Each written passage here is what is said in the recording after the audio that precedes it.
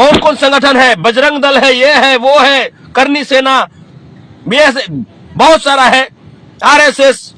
एगो पुरान कहावत है, लत लुत बाई तीनों मरले पर जाए। और जिस तरीके से कुत्ता का लंगड़ी 100 साल तक भी सीधा नहीं हो सकता अगर उसे आप पैक करके भी रख देते हैं, ठीक वही बात संतोष रेणु के साथ है। और संतोष रेणु यादव इंसान नहीं बल्कि कुत्ता का वो लंगड़ी हो गया है जो कि कभी भी सीधा नहीं हो सकता।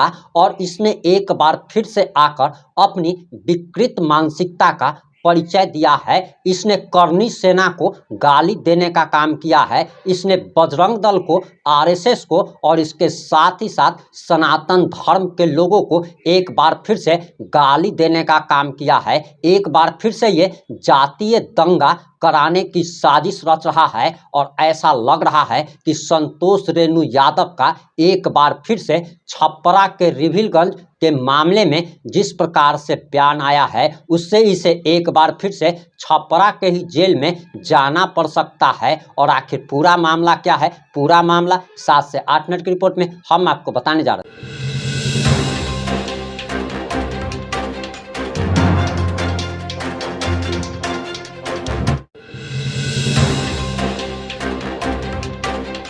नमस्कार, मैं प्रिंस कुमार सिंह और आप देख रहे हैं पॉजिटिव इंडिया। अगर अभी तक आपने चैनल को सब्सक्राइब नहीं किया है तो खबरों से अपडेट रहने के लिए कृपया चैनल को सब्सक्राइब कर लीजिए। और जो लोग भी ऑलरेडी कर चुके हैं उन तमाम लोगों को सहृदय धन्यवाद। और वापस आते हैं हम अपनी खबर पर और आपको बताते चले कि संतोष रेणु यादव जितना अपना पिता का इज्जत नहीं करते उससे ज़्यादा यह मुसलमानों की इज्जत करते हैं। और उसे अपने पिता से भी ऊंचा दर्जा इसने दे दिया है। इसके साथ ही साथ करनी सेना को, आरएसएस को, बजरंग दल को और सनातन धर्म के तमाम लोगों को एक बार फिर से गाली गलौज करने का काम किया है। और ऐसा लग रहा है कि इसका एक बार फिर से छपरा के ही जेल में जाना तय बताया जा रहा है। और हम आगे आपको कुछ भी बताएं उससे पहले संतोष रेणु का ये वीडियो देखिए और आपके मन में जो भी भड़ास होगा कमेंट बॉक्स में जरूर निकालिएगा। सबसे पहले ये पूरा वीडियो देखिए। को कानूनी पचड़ों में डालने की,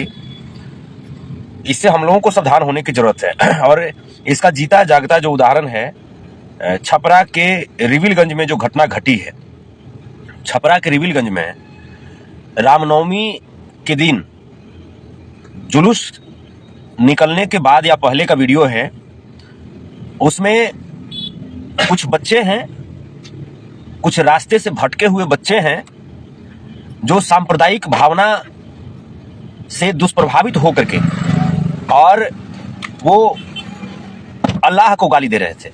ये गलत बात है, ये गलत बात है। चाहे वो संप्रदाय कोई भी हो, वो संप्रदाय हमारे हिंदुस्तान की संप्रदाय है। हमारी हिंदुस्तान की पहचान यही है, अनेकता में एकता, ये हमारी पहचान है। और अगर इसको हम लोग भूलते चले जाएंगे तो अपनी अस्तित्व को कहीं ना कहीं हम लोग भूलते जा रहे हैं। चाहे वो अल्लाह हो, चाहे वो भगवान हो, चाहे वो श्री कृष्ण हो, श्री राम हो, यीशु हो, गुरु नानक देव हो, इवन कोई भी हो, बुद्ध हो, जैन हो, महावीर हो, ये सब हमारी पहचान है। यही तो हिंदुस्तान की पहचान है।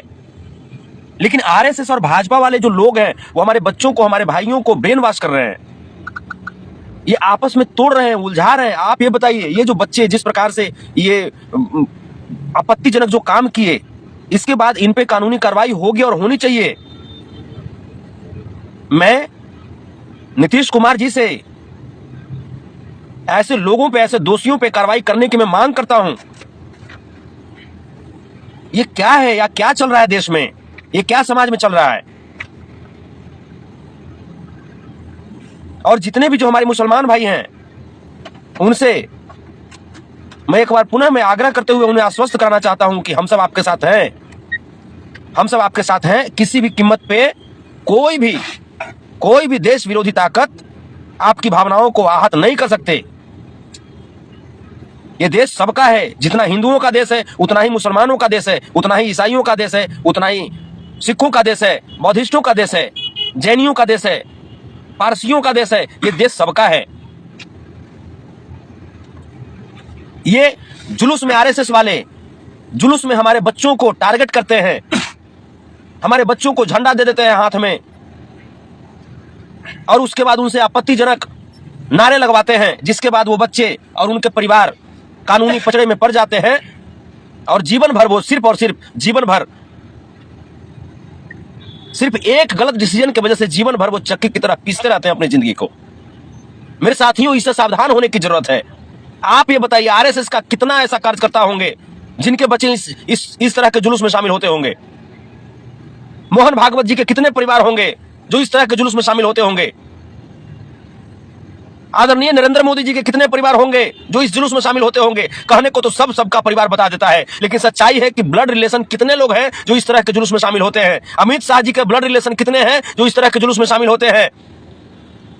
सम्राट चौधरी जी के कितने ब्लड रिलेशन है जो इस तरह के जुलूस में शामिल होते हैं?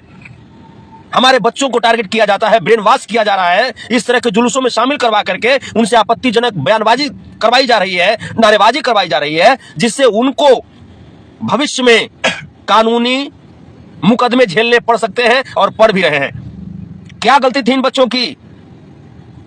इन बच्चों की क्या गलती थी?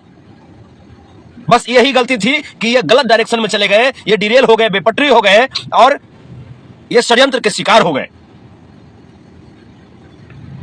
मैं पूछना चाहता हूं भाजपा, आरएसएस के तमाम नेताओं से कि आप बताओ, इस प्रकार के सांप्रदायिक विचारधारा को अपना करके देश को खोखला नहीं कर रहे हो तो क्या कर रहे हो? बताओ। यह देश अब्दुल हमीद जी का देश है, अबुल फजल जी का देश है, डॉक्टर एपीजे अब्दुल कलाम जी का देश है। क्या इन लोगों ने देश के लिए कुछ नहीं किया?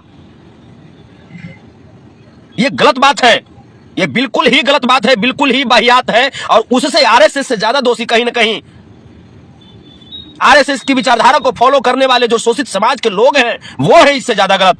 वो नहीं समझ रहे आरएसएस की आगे की प्लानिंग क्या है, आरएसएस की आगे की सोच क्या है, किस प्रकार से हमारे आपके बच्चों को, हमारे आपके बच्चों के अधिकार को छिन्न भिन्न कर रहा है। पढ़ाई के जगह पे वो जुलूस में आपके बच्चों को भेज रहा है। जिस बच्चों को स्कूल में होनी चाहिए उन बच्चों को स्कूल से निकाल करके जुलूस में भेज रहा है, जिस जुलूस से कोई फायदा नहीं होने वाला है। मैं भगवान का सम्मान करता हूं, आप जिनका सम्मान करते हैं, जिनको आप मानते हैं, मैं सम्मान करता हूं, मैं प्रणाम करता हूं। लेकिन भगवान कभी ये नहीं सिखाते कि हमें आपस में टूट जाओ, आपस में ये कर जाओ, लड़ जाओ, ये करो, नहीं सिखाते। हमें संगठित रहना होगा।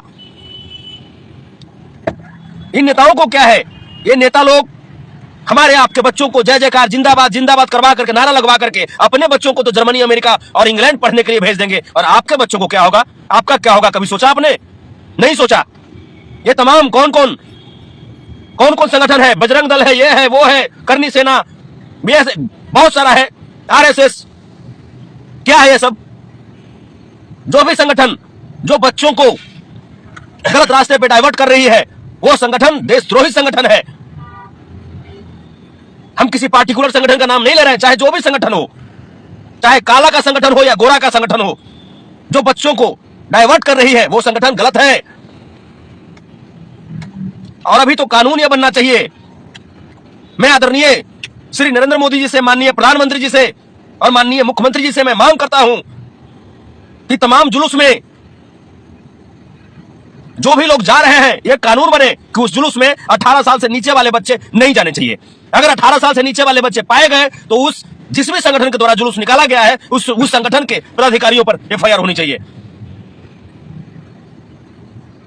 एक बार अगर आप कानूनी पचड़े में पड़ जाएंगे, एक बार अगर आपके ऊपर केस हो गए, तो आपको नौकरी लेने में दिक्कत होगी, जीवन जीने में दिक्कत होगी, तारीख पे तारीख सिर्फ आपको झेलना पड़ेगा मेरे साथियों। इसलिए आप अपने बच्चों को समझाएं, आप उन्हें बताएं कि वो जालसाज के शिकार हो रहे हैं, वो षड्यंत्र के शिकार हो रहे हैं, वो चक्रव्यूह में फंसाए जा रहे हैं मेरे साथियों। रिविलगंज छपरा की जो घटना है, मैं देखा, वो वीडियो में देखा, मैं बहुत व्यथित हो गया। वो हमारे बच्चे हैं, वो कोई दूसरे नहीं है, वो इस देश के बच्चे, इस बिहार के बच्चे हैं, इस नेशन के बच्चे हैं, जो आगे चल करके अगर अच्छे विचारधारा के साथ अगर जीवन जिएंगे, पढ़ेंगे, आगे बढ़ेंगे तो कहीं ना कहीं हमारा देश मजबूत होगा। लेकिन ये भाजपा और आरएसएस इस देश को कमजोर करना चाह रही है, समाज को कमजोर करना चाह रही है।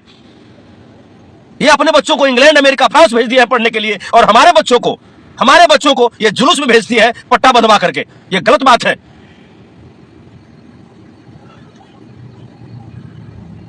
वो जो बच्चे जो पकड़े गए, 4 बच्चों की गिरफ्तारी हुई है, उसमें 2 बच्चे दलित समाज के हैं।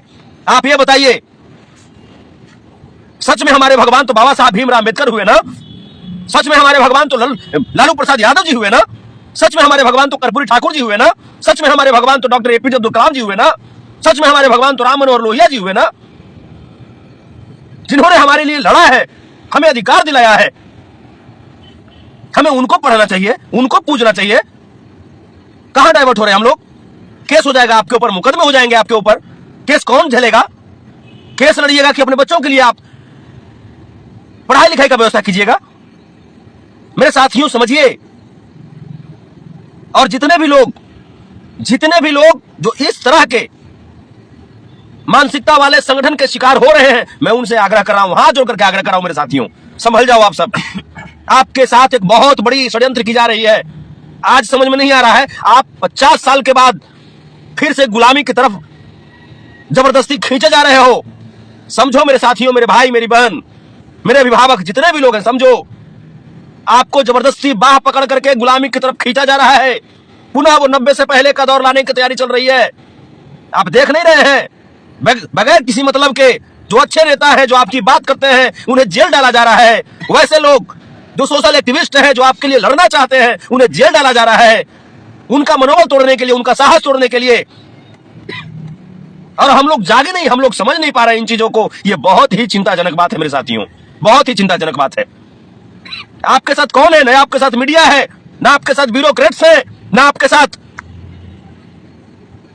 बहुत सारी चीजें हैं जो मैं नहीं खोलना चाहता हूं। मैं भी मजबूर हूं मेरे साथियों, हमारी भी आवाज कुछ दबा दी गई है। ये तो लालू प्रसाद यादव जी की देन है, बाबा साहब भीमराव अम्बेडकर जी की देन है कि हम फिर भी बोलते रहते हैं ताकत से। बात को समझिए, अपने बच्चों को इस प्रकार के जुलूस में जाने से रोकिए। कल होकर के यही लोग आपके बच्चों का कैरेक्टर सर्टिफिकेट खराब बता करके आपके बच्चों को नौकरी में जाने से वंचित कर देंगे। आपके बच्चों को जबरदस्ती जेल में डाल देंगे ये लोग।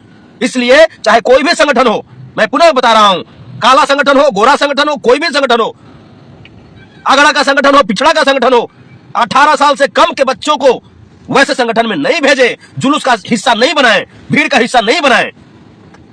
भेजना है स्कूल भेजे, नमक रोटी खा करके स्कूल भेजे, पुराना कपड़ा, फटा कपड़ा पहन करके भी बच्चों को शिक्षा दे, स्कूल की ओर भेजे।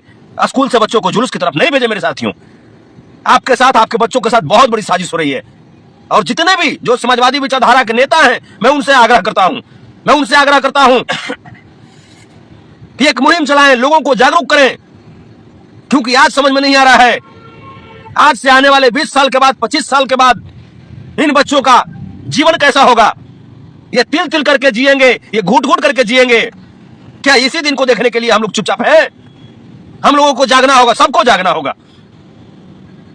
तो छपरा रिविलगंज में जो घटना घटी है, जिस प्रकार से सांप्रदायिक मानसिकता के साथ हमारे मुसलमान भाइयों की भावनाओं को आहत करने का प्रयास किया गया, उस प्रकार की घटना का हम घोर निंदा करते हैं। चाहे हिंदू हो या मुसलमान हो, सिख हो या ईसाई हो, हर किसी को एक दूसरे का सम्मान करना चाहिए। अगर सम्मान नहीं कर सकते हो तो फिर अपमान करने का भी किसी को कोई अधिकार नहीं है। जितने भी हमारे मुसलमान भाइयों को छपरा रिविलगंज वाले घटना से उनकी भावनाओं को ठेस पहुंची है, हम उन्हें आश्वस्त करना चाह रहे हैं कि ये पूरा हिंदुस्तान आपके साथ है, ये पूरा देश आपके साथ है, देशवासी आपके साथ है। ये हिंदुस्तान आपका है, जितना हमारा है उतना आपका भी है। इसलिए डरने और घबराने की बात नहीं है। शांति का परिचय दें, शांति का परिचय दें। देश में कुछ जो देशद्रोही संगठन है वो देश को तोड़ने का प्रयास कर रहे हैं। आप तो देशभक्त हैं, हम तो देशभक्त हैं। हमारा काम है इस देश को टूटने से बचाना, इस समाज को टूटने से बचाना। इसलिए शांति का परिचय दें। और प्रशासन से मेरी आग्रह है कि ऐसे असामाजिक तत्व पे कड़ी से कड़ी कार्रवाई मुकर्रर करने का प्रयास करें। आपने पूरा वीडियो देख लिया होगा। अब संतोष रेणु यादव के इस भड़काऊ बयान पर आपकी क्या प्रतिक्रिया है? क्या आपको नहीं लगता है कि एक बार फिर से इसका जेल जाना तय हो गया है और यह जेल में ही ठीक था? क्योंकि जेल से बाहर निकलते ही यह एक बार फिर से कुत्ता की तरह भौंकने लगा है। और इस पर आपकी क्या प्रतिक्रिया है? अपनी प्रतिक्रिया जरूर दीजिएगा। जुड़े रहे हमारे साथ। जय हिंद, जय भारत।